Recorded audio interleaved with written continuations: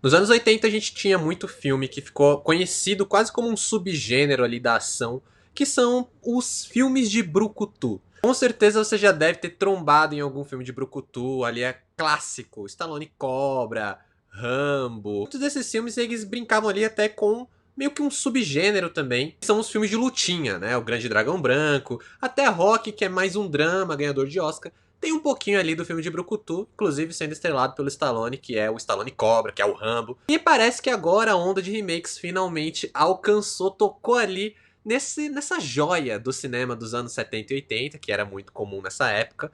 Agora os remakes chegaram aí e nós tivemos finalmente uma refilmagem de um filme de brucutu que não nega suas origens. Temos agora a refilmagem de Roadhouse, filme original de 1989, com Patrick Swayze, que ganha uma nova versão, agora estrelada pelo Jake Gyllenhaal e com direção do Doug Liman, de Sr. Star Smith, No Limite da Manhã e outros filmes. Por mais que a gente se empolgue com um filme que tenta replicar a fórmula do brucutu nos dias de hoje, o fato é que Roadhouse ele chamou muita atenção por causa dos grandes problemas dos bastidores ali, principalmente por causa da postura do Doug Liman, que comentou que ele queria que o filme saísse no cinema, mas a Amazon preferiu lançar ele direto pro streaming. Teve algumas negociações, uma pessoa fala uma coisa de um lado, outra pessoa fala outra coisa de um lado. O Jake Gyllenhaal, o astro aqui, ele toma as dores do estúdio. E assim, particularmente eu entendo ali meio que a insegurança da Amazon de trazer um filme como Roadhouse, que parece ter um apelo muito mais nichado direto pro streaming, jogar ele direto pro streaming sem passar pelos cinemas. Ao mesmo tempo, no ano passado, a Amazon teve o filme da Nike, né, o filme do Air Jordan, o Air, que era um filme também voltado pro streaming, mas ele acabou sendo jogado pro cinema por um tempo, meio que como quem não quer nada. A Amazon, tipo, já que o filme tem uma perspectiva de bilheteria zero, porque vai pro streaming, que se a gente deixar ele no cinema um pouco, e o filme foi um grande sucesso. E particularmente, esse ano, a gente teve Madame Teia, que, sinceramente, depois que eu terminei Roadhouse, eu falei aqui, pô, eu preferia muito mais ter pago o ingresso de Roadhouse do que de Madame Teia. Então, assim, eu não entendo porque que a Amazon simplesmente não deixou esse filme 1, 2 semanas ali no cinema, não ia fazer mal e renderia uma boa sessão. Fala galera, aqui quem fala é o Adam, sejam bem-vindos ao canal. Se você ainda não me conhece, já se inscreve aqui, se cai de paraquedas e aproveita também para me seguir no Instagram, TikTok. O link está aqui embaixo, a minha rede está aqui, @AdamWilliam. E vamos falar hoje de Roadhouse, esse filme que é, para todos os efeitos, a atualização do filme de brucutu. No filme, Jake Gyllenhaal dá vida a Dalton, um ex-lutador da UFC que passou por alguns perrengues que a gente não tem uma ideia clara do que seja, acaba procurando uma forma de ganhar a vida honestamente. Aceita o trabalho como segurança de um bar chamado Roadhouse e acaba se tornando o alvo dos criminosos ali, meio que da máfia local. Esse texto, essa sinopse de Roadhouse não é ali pra ser uma coisa muito aprofundada, muito detalhada, muito complexa, é mais quase como uma desculpa pra gente ter um quebra-pau generalizado e um filme de pancadaria honesta, como é sempre bom, né? Sempre apreciável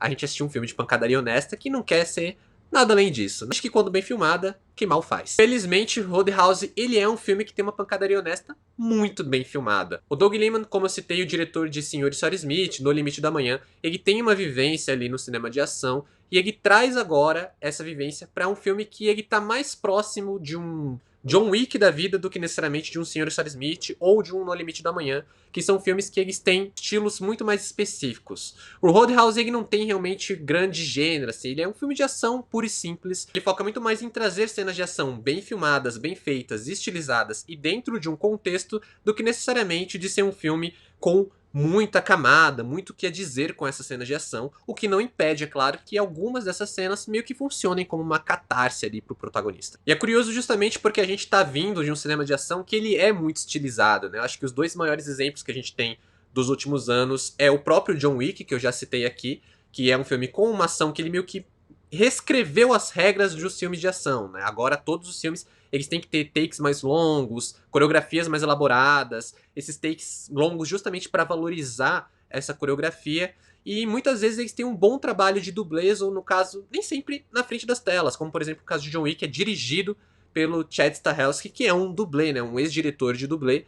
Então, ele traz toda essa experiência pra tela e faz toda a diferença. O outro filme que também tem cenas de ação muito boas, mas já é bem mais estilizado, eu diria que é o Kingsman de 2015, do Matthew Vaughn, que também é um filme de ação ali com traços de espionagem, ele meio que funciona como uma sátira, mas ele tem cenas muito bem filmadas, inclusive a cena da igreja, que é uma grande referência de cena de ação pra muita gente. Que o Doug Liman, ele meio que traz quase que um pouco desses dois expoentes aqui. A gente tem cenas de ação mais longas, com coreografias bem elaboradas, mas a gente também tem uma câmera mais inventiva, uma ação mais estilizada. Então é uma câmera que anda de um lado para o outro, que cerca os personagens. Quando a gente tem dois personagens ali mais no centro da ação, ela fica transitando entre eles com alguns zooms, com alguns closes, que vão valorizar alguns dos momentos ali dentro de uma grande sequência de ação. E é claro que geralmente a câmera ela vai estar acompanhando ali de perto o nosso protagonista, vivido pelo Jake Gyllenhaal, que como eu falei, não é um protagonista de 1001 camadas, mas ele tem ali um bom trabalho ali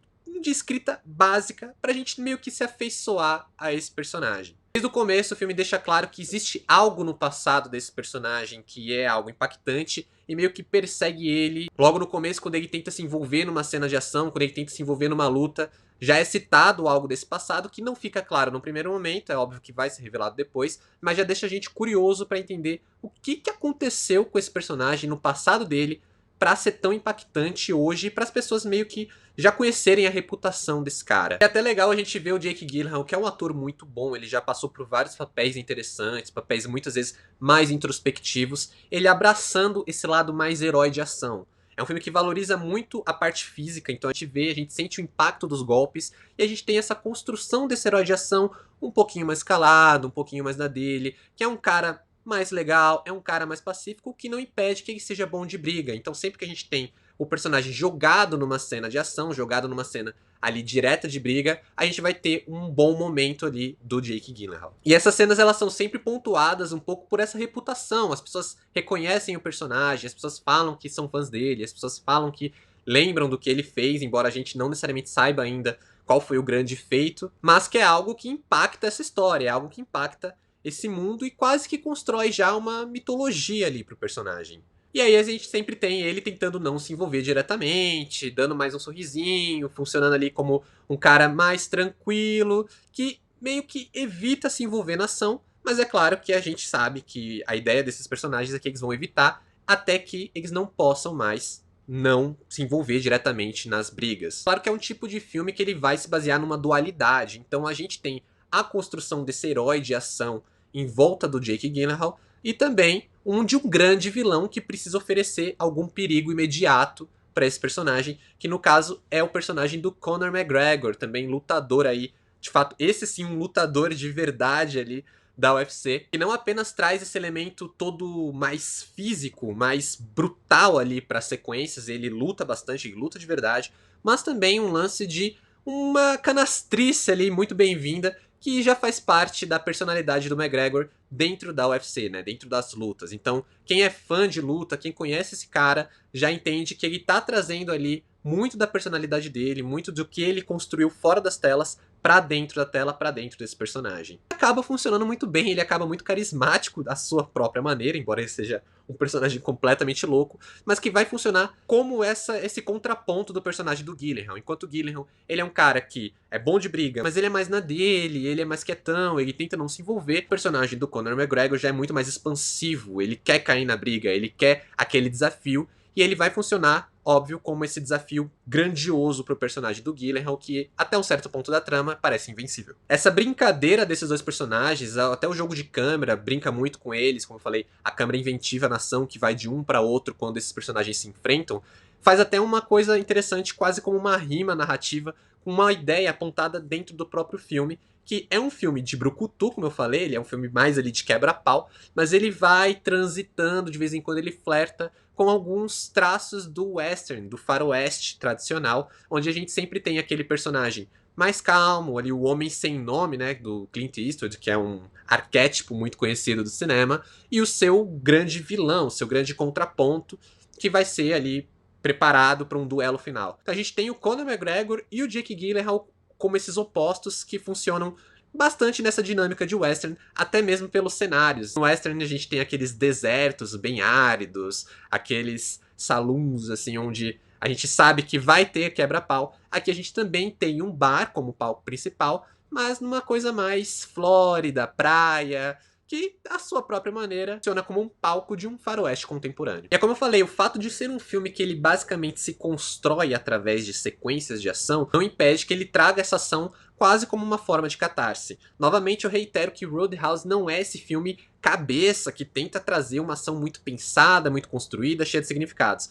Mas a ação ela entra assim como catarse, principalmente pra gente ver que as sequências ali, os set pieces de ação, eles vão aumentando cada vez mais, eles vão ficando cada vez mais drásticos, mesmo que eles meio que sempre caminhem ali numa coisa meio briga de bar. É uma briga de bar que vai ganhando proporção cada vez maior, até que a gente tem eventualmente uma grandíssima briga de bar, que é uma cena maravilhosa, muito bem filmada e bastante divertida. Talvez justamente por isso que o filme se denuncia, né, como algo mais simples. Ele brinca com a ação, ele tem cenas bem filmadas, mas é na parte do texto, na parte quando ele tenta ir para um lado um pouco mais dramático, que ele quebra um pouquinho. Você vê que Roadhouse ele não tem como ir muito longe, embora às vezes pareça que o diretor esteja tentando empurrar esse filme para fazer uma coisa um pouco mais dramática, um pouco mais significativa, embora talvez o próprio espectador só vá assistir esse filme esperando ver um quebra-pau, é um filme de brucutu nos anos 2020. Então, embora muito divertido, Roadhouse ele se revela como algo meio que apenas isso, ele é apenas este filme de ação, ele é apenas esse filme com grandiosas set pieces de ação, cada cena de briga de bar cada vez maior, e ele termina nisso, ele termina quase como aqueles episódios de série dos anos 70, 80 mesmo, ou os próprios filmes, como eu comparei de Brucutu,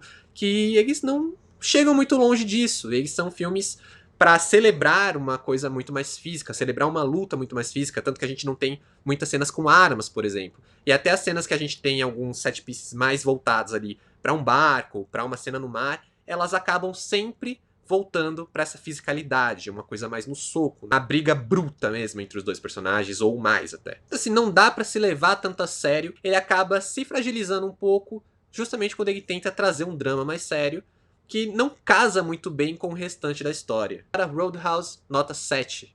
É um filme legal, acho que não é um grande filme, não é um filme tão grandioso assim, tão impactante, tão marcante, mas ele é um filme legal, que rende um bom entretenimento. Como eu falei, eu ficaria super satisfeito de ter pago o ingresso para ter visto esse filme no cinema, até porque as cenas de ação, elas são muito legais. Mas em suma ele é isso, ele é uma atualização de uma estrutura narrativa que a gente já conhece, tal qual Donzella, que também é uma atualização de uma estrutura narrativa ali da jornada do herói em um filme fantástico, só que trazendo uma heroína no protagonismo, com outros conflitos, com outras motivações, e eu falei mais sobre isso no vídeo específico do filme que eu vou deixar linkado aqui. Se você assistiu Roadhouse, deixa aqui embaixo o que você achou. É claro, muito obrigado se você assistiu até aqui, aproveita para deixar um like. Valeu, falou e até mais.